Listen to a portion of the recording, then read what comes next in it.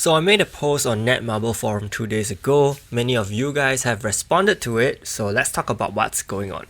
7K Dreamer please. Hi guys, welcome back to my channel. There has been a lot going through my mind since the last update and I decided I really had to say something, and this post on the Netmarble forum came about. So if you haven't gotten a chance to read it in detail, I'm gonna give you a run through. At the time of recording this, it had over 700 views and 16 comments. Probably the highest viewed post on the entire forum, and I'm really humbled that the words here have also echoed the thoughts of many other players even outside of the forum. Basically, I expressed what I wasn't comfortable with about the direction of the game. I felt that while Death Kagura had the goal to give older players an advantage in the game, it turns out that the older players are the ones feeling the worst now, and there's really no benefit given to older players. In fact, it hurts a lot. I go on to talk about the RNG reliant upgrading that has become more common in many facets of the game. We first saw this with accessory upgrading, whereby you need a freaking 30 to 50 OP Galidus Isabella accessories to get your base accessory to level 5. I don't even want to talk about the Celestial accessories. Then we saw this in mythical power up of items. You use power up stones to try to upgrade the 3 substats of your item, and the chance of success falls insanely when you are near the max level. But at least for these two cases, we have item and accessory raid to give us the materials we need pretty easily, especially with Velicus slaying the bosses within 1 minute. Now with the recent update, even Pet Awakening and leveling of Pet Cheers have this RNG reliant upgrading, and the whole issue is that while new and returning players do not have the luxury to level their cheer to a high level since they probably do not have many special pets to begin with, veterans, despite having years and years of accumulated special pets, could lose all the pet essence within 30 minutes because of the low and capped success rate beyond level 8. Honestly, just thinking about how excited I was and how devastated I became after the entire process really sickened me quite a bit. We were talking about 3 years of special pets spent on one awakened pet, which isn't even a must-have. And to think about the future awakened pets that are to come, there's absolutely no way I can get more pet essence at the moment to progress. It is an extremely discouraging situation and doesn't motivate any player at all. We will and we are constantly running in this hamster wheel trying to play catch up, but we are always back to square one without a real sense of achievement. And no, even if I get my awakened Irin to level 10 now, I won't feel pleased because it took me a lot, and I would probably just say good riddance, it's over. I mean, the developers will probably announce new ways to acquire special pets in future because it is the most convenient way to solve the issue, but does it really solve the issue? I go on to talk about the Galidus summon, which obviously has pissed a lot of players off. Everyone farmed for rubies. Everyone spent real life time, actual time to play this game, to feel rewarded from whatever amount of time they spent to farm. I'm sure players all feel satisfied when they see their ruby count increase. But here comes the gacha, which costs twice as much, with even poorer rates than normal, no form of pity summons implemented, and many players basically cleaned out their ruby count with 1 or even 0 Galidus copies. And the developers probably thought players are going to resort to cash, but hell no, casual players won't. If you rob and deprive a player who actually spent the effort to play the game in just a matter of minutes, you basically are killing off that motivation and passion that gave them the reason to play the game. A game which should provide people with the sense of satisfaction and accomplishment. And the issue here is how exactly can you prolong this sense of positivity if you don't give players anything they can be certain about? How do players progress if they don't even know what they have control over? How do players progress if they don't even have the resources? And my bottom line was, while you want players to work hard in the game, you can't just deprive them and expect them to love you even more.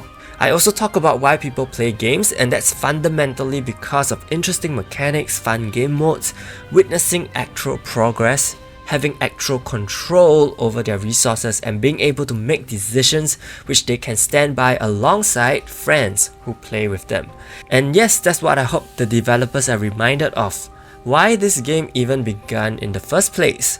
Yes, it is still ultimately a business, I understand that, and I also said this, that People spend when they see hope, when they can be sure of progress, not when they feel poor and when they feel robbed and deprived. And actually another thing I did not mention here was how the rewards in the game really doesn't justify the effort players put in. I'm a player who had to deplete my entire Topaz storage just to play the game properly. Yes, so players who actually spend time to test things for Guild Dungeon, to try to come up with different teams for Castle Rush, end up being punished because of that horrible 20 Topaz trade switch cost. It didn't feel like an issue when I had over 5,000 Topaz, but now I find it so hard to even play the game the way I want, so that's another aspect which I don't have control over what I want to do. So those were my thoughts, and many players also gave theirs, which I want to showcase some in the video as well. I think it's important now that we really try to get our point across, so I have left the link to the post in the description. Feel free to comment on it, but you do need to sign up with the same email you use for your game. From top to bottom, Player Die Early agreed with the RNG related upgrade being an issue, and that packages are generally not worth it, especially since there's a lot of RNG still involved. And I hope the developers don't read this and put more things to make even bigger packages, because that really doesn't help the situation at all. Players do not need better packages, they need a better game system. Player Paul Lights highlights that many of his friends quit last week, so it's really recent and the situation is as real as it can get. And like I said, the influence of friends is huge. People like to play together, and if even one in the group feels that they cannot go on, then you lose a whole chunk of potential players. Player Jim Bruno talks about how producers in the game probably don't even actually play the game, and this is something that I've seen being mentioned since way back with Dev Dillons. He says that the producers seem to be lacking heart and lacking effort in the game.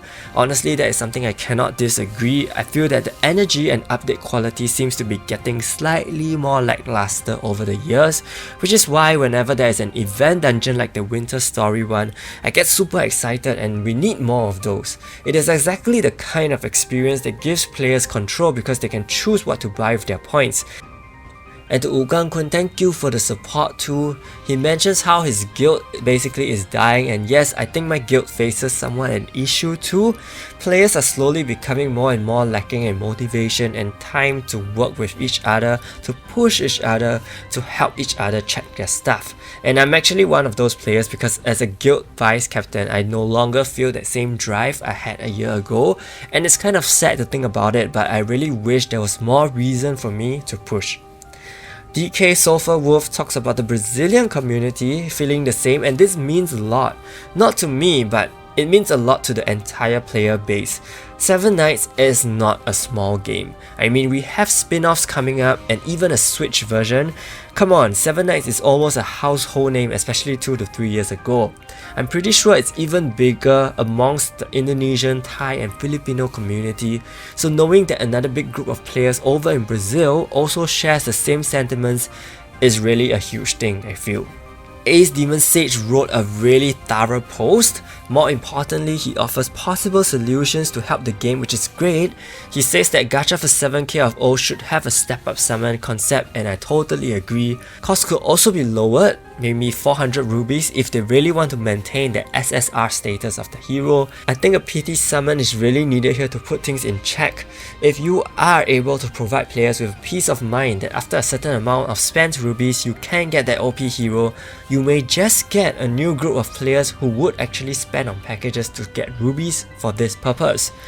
This could very well become a more pay to win situation, but it at least gives those free to play players who farm hard an option as well. Unlike currently, where Galidus is either offered directly in a package, or you just cry your hearts out pulling for him with no certainty. Demon Sage also offered 3 solutions for pet essence acquisition, and that is increasing the value of it when selling pets, introducing a pet rate, and yes, I don't mind seeing Iron Devourer again, or just giving out free pet essences. I think all 3 are viable moves and definitely possible to come to fruition. I am honestly pretty confident they will do something about pet essence, but I just want to say that it's probably all part of a plan, which is to deplete our resources and then try to make us farm for them again. I would like to add that if there is a pet raid, please include gold and silver tickets as random rewards, like how celestial ores are obtainable in item raid. Eternal HOS says, isn't the gap something people wanted? The gap between veteran and beginners. Yes, we do appreciate some form of gap, but what gap do we have now when all players are dried up? Essentially, they have just made all veteran players beginners again, and they are making them climb back to where they were after taking away everything we have worked for. And you know what, that's not all. There's also thoughts flowing in from Facebook and YouTube, which generally all echo the same thoughts. Player John here lost 70,000 rubies and didn't even get one Galidus, which is affecting his enjoyment in the game. I can see where he is coming from. I mean, if I spent that amount and didn't get one, I would feel so crushed. Adrian recommends not leveling all pets and only waiting for the most suitable one before actually spending your resources. That's also a very wise recommendation, which I think we can all remember because not all pets are going to be used for sure. Irene was just because she was first. We have players like Mark who have played this for 4 years, and yes, I totally feel you because it is sad to see the game like this, and that's the whole reason why I have to say something, because I've never been someone who talks this negatively. In fact, I try to justify actions, understand from the opposite point of view, but at this point, it's really hard even for me, just like how Olivia feels. Andre talks about lagginess and game crashes happening even more, which definitely influences your experience playing the game. I have this issue with Nox emulator recently. I can't farm more than 1 hour and it's absolutely killing my mood. Ridwan says they're probably focusing on other games. Well, on one hand, different teams are handling different games, but this could be an entire budgeting issue, whereby the main bosses of Netmarble are probably allocating less manpower and resources to the 7-9 team, so it could restrict a lot of things and probably the effort they can put in as well. Christian questions once again if they really do listen to the community or are they only concerned about the moolah. I mean, I hope they do now. If there was not enough comments and feedback to get to them, I hope this is the time. Over at YouTube, thank you to all the players who have commented here. I think the things I can pick out to comment on include what Yasu and Vero said, where the efforts do not justify the rewards. There's a lot of effort required, but it doesn't feel satisfying and instead it feels like a chore. Scrolling down, there are 2 Thai players who mentioned that many Thai players have decided to leave the game, and there's also a boycott happening as well. From the Indonesia side, they had a poll about their thoughts about the game, and as you might expect, not positive either. So basically all I can say now is that this is real. This is very real.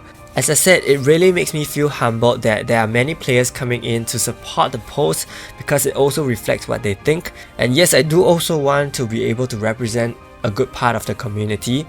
And if Dev Kagura and team do not do something about it, I think it's a very scary time for the game over the next couple of months. It hurts me to say and think about it, and I don't want it to happen.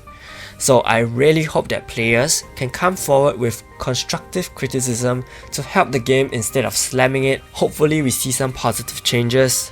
Do leave in the comments what you think about the current situation. Are you feeling the same or do you feel differently? Stay tuned for more videos. Thank you so much and see you.